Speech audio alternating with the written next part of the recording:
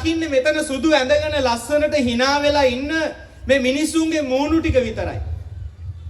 හැබැයි අපි කාටවත් කියවන්න බැරි. අපි කාටවත් විනිවිද දකින්න බැරි. Tamange හිතේ අහස උසට බලාපොරොත්තු ප්‍රාර්ථනාවන් පොදි බැඳගෙන ඒවා ඉටු කරගන්නට ජීවිතේ 1000ක් ප්‍රශ්නවලට මැදි වෙලා බොහොම අසරණ විදිහට ජීවත් වෙන මිනිස්සු තරුණ තරුණීන් කොච්චර මෙතන ඉන්නවද?